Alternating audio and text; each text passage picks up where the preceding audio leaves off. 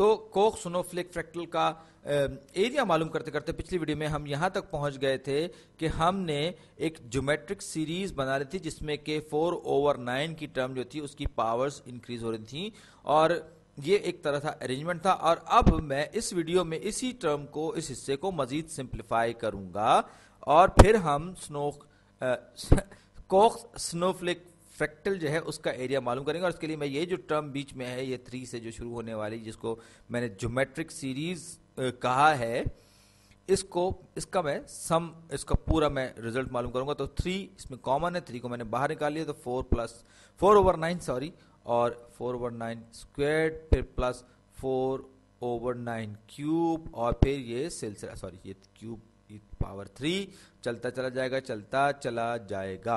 अब आप देख सकते हैं कि ये एक ज्योमेट्रिक सीरीज है जो कि इन्फिनिटी तक जा रही है। और अगर आपने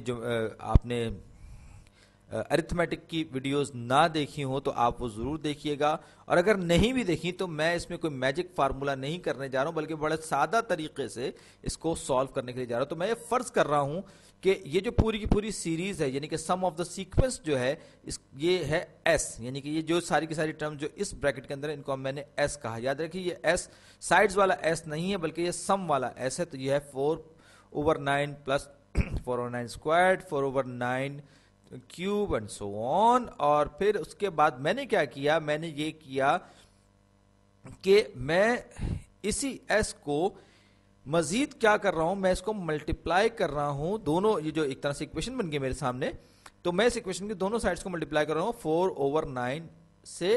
तो ये 4/9s, और बाकी की जो टर्म्स हैं आप देख सकते हैं क्या होगा, ये 4/9 स्क्वायर्ड हो जाएगा, तो ये हो जाएगा 4/9 स्क्वायर्ड प्लस 4/9 क्यूब, यानी कि 4/9 क्यूब प्लस फिर ये पावर 4 होती जाएगी और ये चलता चला जाएगा। तो मैं क्या करता हूं, मैं इस s वाली जो इक्वेशन है, इसमें से 4/9s वाली जो इक्वेशन है इसको माइनस कर रहा हूं। जी हां, और अब होगा वो जादू जिसको कहते हैं ना कि जादू की छड़ी फिराने वाला काम।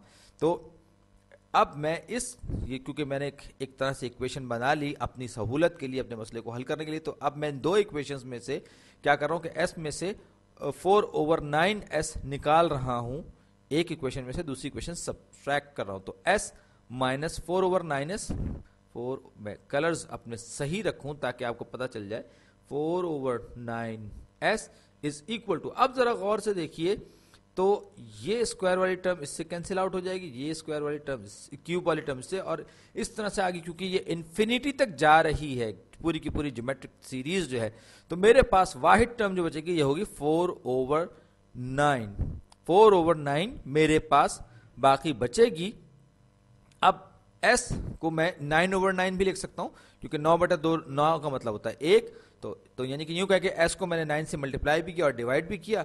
उससे मुझे फायदा क्या होगा, उससे ये होगा कि मेरे पास डिनोमिनेटर सेम है, तो ये हो जाएगा 5/9, s इज इक्वल टू 4/9। मैं दोनों साइड्स को 9/5 से मल्टीप्लाई करूंगा, दोनों साइड्स को। तो अब आप देख सकते हैं कि ये क्या होगा, 9/5 9/5, तो यहां मेरे पास ये तो कैंसिल हो जाएगा, सिर्फ s रह जाएगा, ये 9 से कैंसिल हो जाएगा, तो s मेरे पास बराबर हो जाएगा 4/5। यानी कि ये जो पूरी की पूरी टर्म, ये जो इस ब्रैकेट के अंदर है, ये वाली टर्म, ये जो है 4/5 हो जाएगी, यानी कि 4/5 के बराबर हो जाएगी।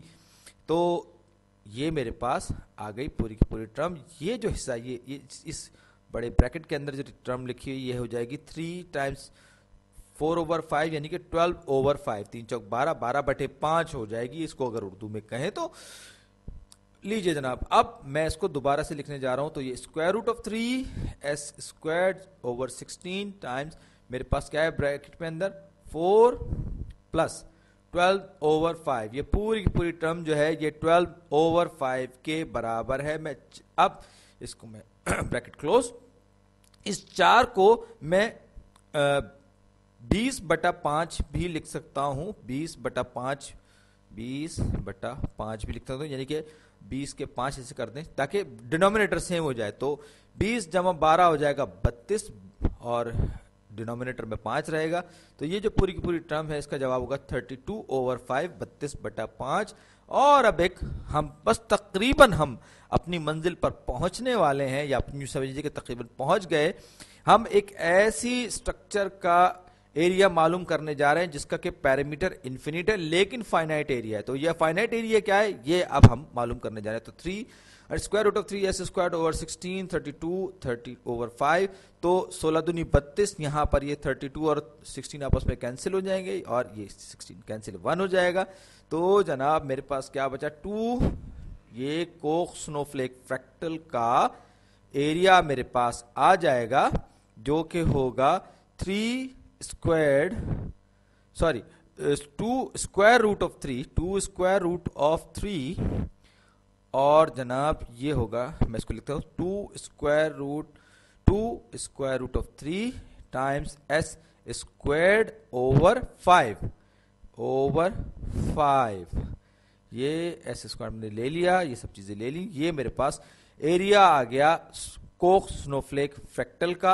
और आप ये देखिए कि ये मेरे पास ओरिजिनल जो साइड लेंथ है ये s, दरअसल s स्क्वायर जो है ये साइड है, यानी कि ओरिजिनल साइज अगर ये 1 होता तो ये सिंपली 2 स्क्वायर रूट ऑफ 3/5 होता और इस तरीके से ये सिलसिला चलता चला जाता। बहरहाल उम्मीद है कि आपको ये चीज पसंद भी आई होगी और मजा भी आया होगा।